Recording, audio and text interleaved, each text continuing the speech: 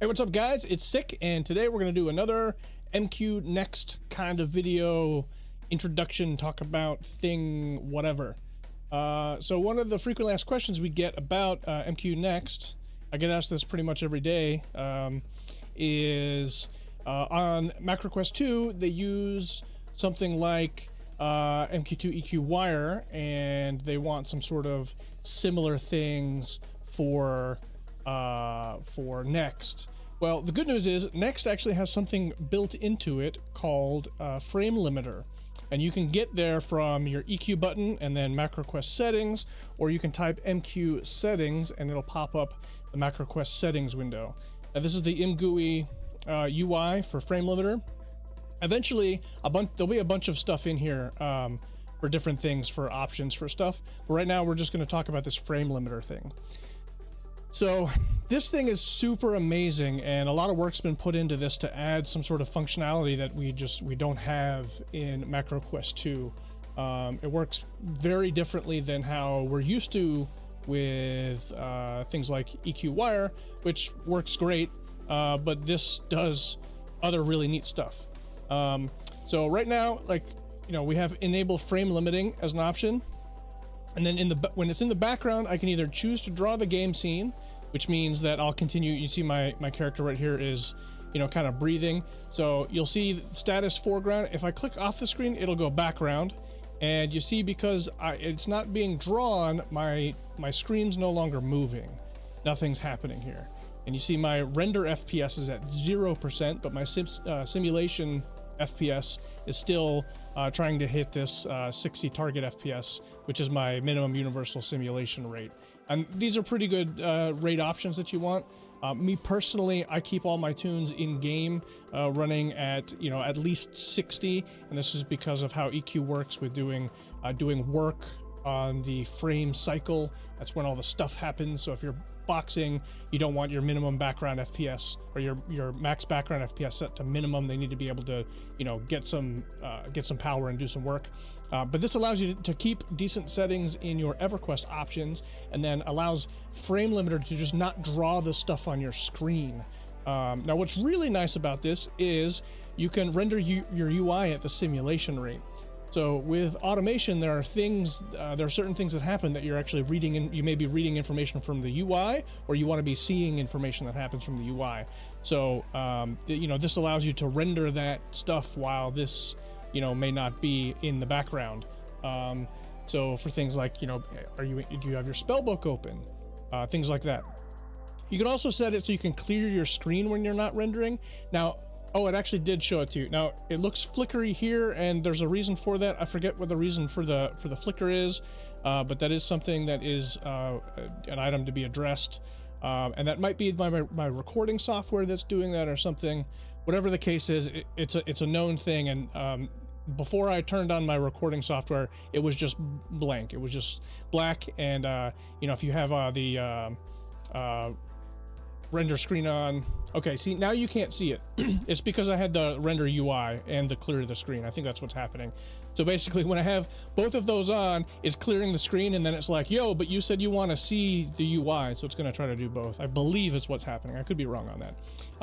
But I don't do the clear screen. I just leave it with when it's in the background. I don't want it to draw the scene. I want the target FPS at the minimum that it can go, the 0.01, and then the foreground, draw the game scene, leave it at the target FPS of 60. You can turn that up if you want. I usually run my characters at a higher FPS in game as well, and I've been trying it just kind of the stock settings that come with Framelimiter, just to kind of see. Actually, let's see what the stocks are. All right, so the stocks are 1, and Framelimiter is turned off. So turn that to 0.001 and enable Framelimiter, and min FPS I personally turn up to 60. I'm sure 30 is perfectly fine. These are things that you can mess with and see what works for your settings. I know some of you guys out there that run 50, 60, 70, 100,000 infinite. I run this many characters. You might want a minimum simulation rate to be a little lower. But if you notice, my CPU usage on that is pretty low. And actually, I need to render this so I can actually see what it says it is.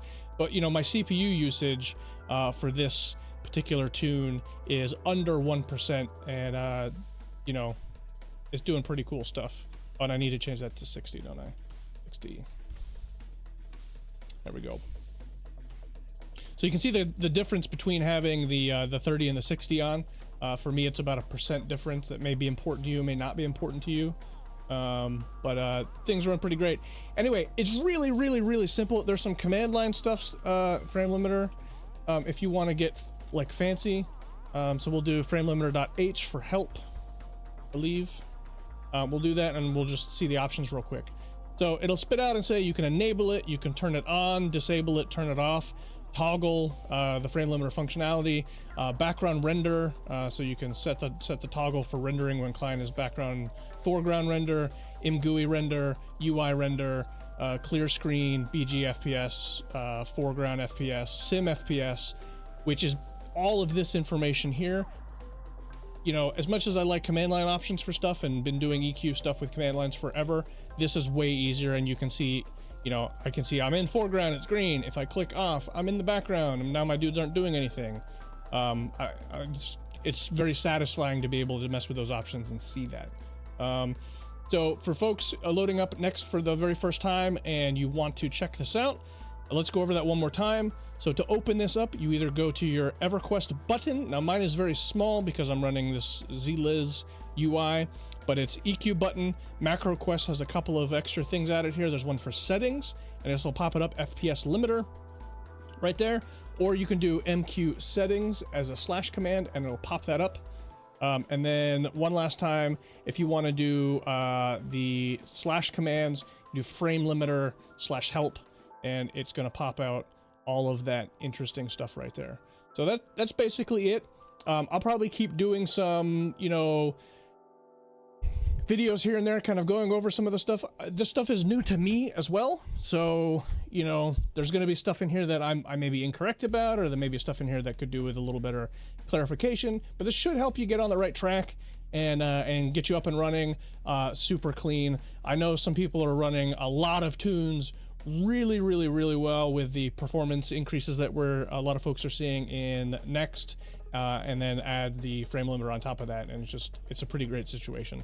So anyway, I'll keep doing these things to kind of go over stuff as there's stuff to go over, and you know, hopefully I understand them well enough to be able to explain them, instead of you sitting there and being like, well, actually that's not how that works, and actually the enable frame limiting actually disables it, or whatever.